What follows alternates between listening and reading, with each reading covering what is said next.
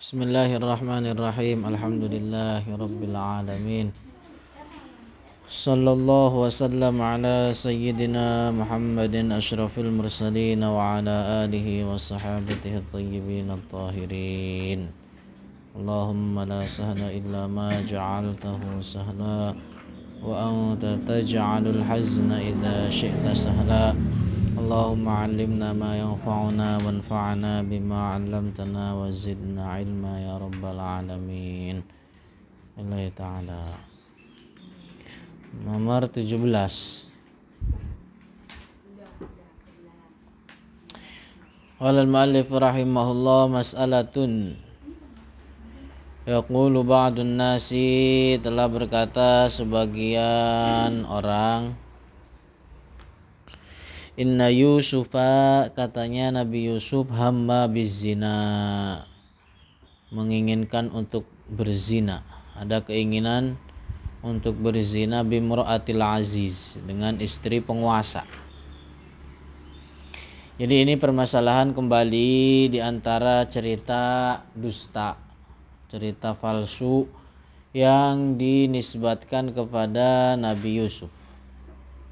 Di antara banyak kisah-kisah kemarin sudah kita jelaskan di dalam pelajaran sebelumnya tentang kisah dusta yang dinisbatkan kepada Nabi Ibrahim. Nah, sekarang sama kisah dusta, tudingan keji yang dinisbatkan kepada Nabi Yusuf, katanya ingin ada di dalam diri beliau keinginan berzina untuk dengan istri penguasa.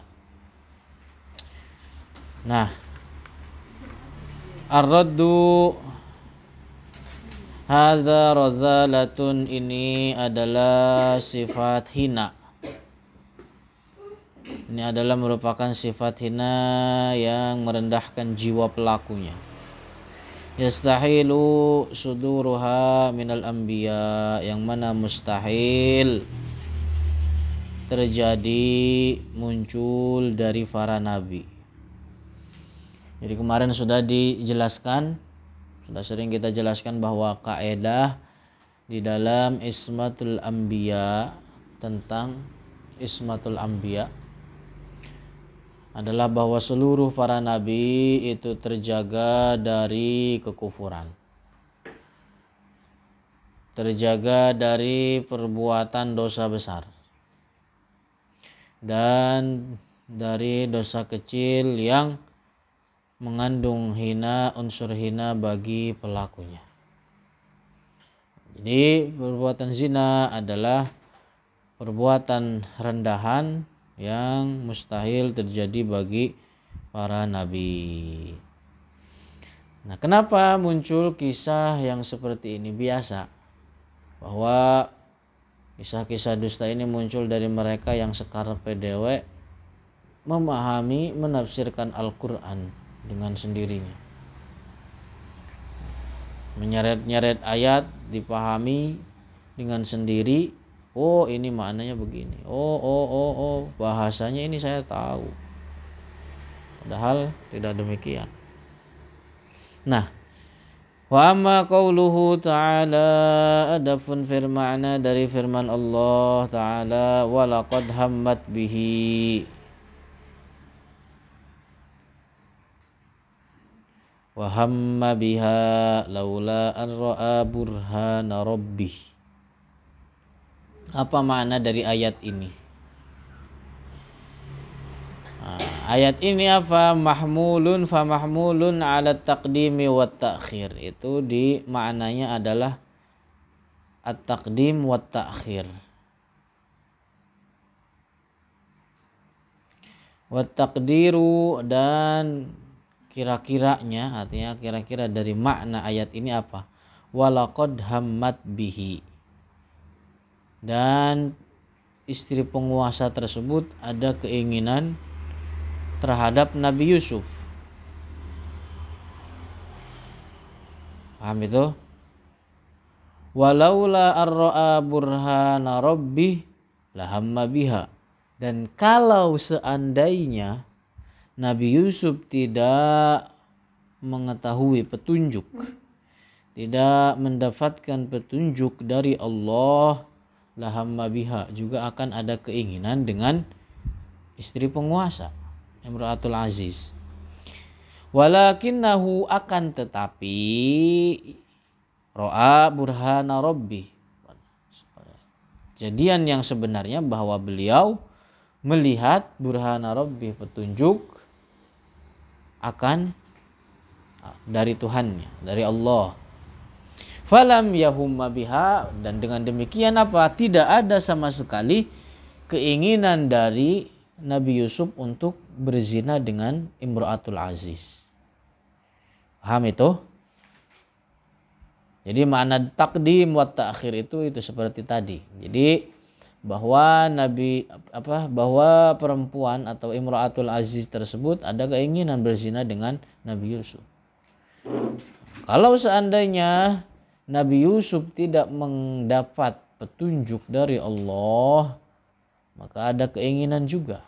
Tapi apa yang terjadi? Nabi Yusuf mendapatkan petunjuk dari Allah sehingga sama sekali tidak ada di dalam diri Nabi Yusuf keinginan untuk melakukan zina dengan imra'atul aziz. Paham? Falam yahsul minhu, maka dengan demikian tidak sama sekali terjadi minhu dari Nabi Yusuf hammun lizina, keinginan untuk berzina.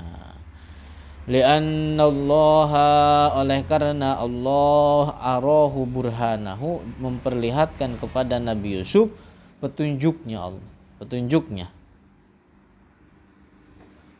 memperlihatkan oleh Allah kepada Nabi Yusuf akan petunjuknya. Jadi sama sekali tidak ada keinginan hal tersebut dari Nabi Yusuf. Nah itu.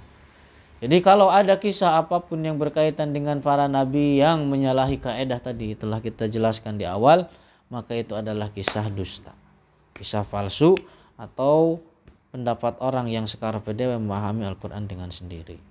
Nah itu bahayanya begitu.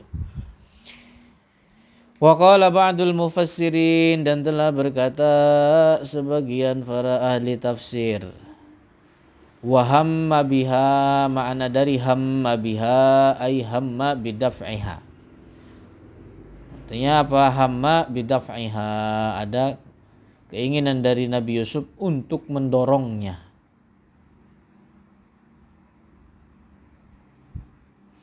Jadi gini, itu tafsir pertama. Nah, tafsir kedua, walaqad hammat bihi, dan perempuan tersebut ada, atau imra'atul aziz ada keinginan untuk berzina dengan Nabi Yusuf. Wa hamma biha, menurut tafsir yang kedua, Nabi Yusuf ada keinginan untuk mendorong perempuan tersebut. Laula an ra'a burhana rabbi, kalau seandainya tidak melihat terhadap petunjuknya Allah. Artinya apa? Nabi Yusuf tidak jadi mendorong. Nabi Yusuf tidak jadi mendorong. Kenapa? Kalau seandainya Nabi Yusuf mendorong imra'atul aziz, nanti di situ akan terjadi fitnah. Didorong saya tadi begitu. Akan terjadi fitnah. Biasanya apa? Kalau gitu kan yang ngedorong. Yang duluan yang mulai yang ngedorong. Padahal apa? Nabi Yusuf mendorong itu ya karena beliau ingin menolak, tapi karena melihat terhadap petunjuk dari Allah jangan didorong, akhirnya Nabi Yusuf berbalik lalu lari, ditariklah bajunya sehingga sobek, sehingga koyak. Yang di dalam cerita lain, di dalam Al-Quran dijelaskan ingkana kudda qamisuhu, gimana, min ingkana qamisuhu kudda min duburihi. Gimana sih?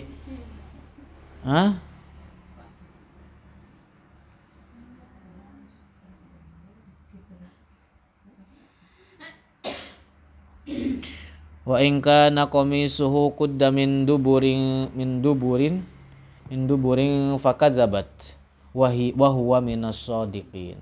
Berarti kalau seandainya komisnya, bajunya Nabi Yusuf sobek dari belakang, berarti apa? Fakadabat, perempuan tersebut atau istri penguasa tersebut yang salah, wa huwa minas shadiqin, dan Nabi Yusuf adalah yang benar. dan dilihat apa yang terjadi bahwa bajunya sobek dari belakang. Paham itu? Ini menurut tafsiran yang kedua. Nah, makanya di sini dijelaskan waqala ta'ala fi bara'ati Yusuf. Dalam Al-Qur'an tentang pembebasan Nabi Yusuf dari hal ini apa? Qalat imra'atul azizil ana hasal haqqu. Ini perkataan dari istri penguasa sendiri.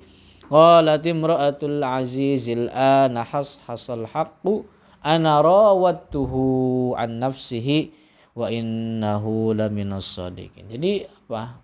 Istri penguasa sendiri yang mengaku bahwa dia yang menginginkan zina dengan Nabi Yusuf. Adapun Nabi Yusuf tidak terjadi sama sekali di dalam diri beliau keinginan untuk melakukan hal itu. Nah, itu paham? Ini Allahu a'lamu bissawab.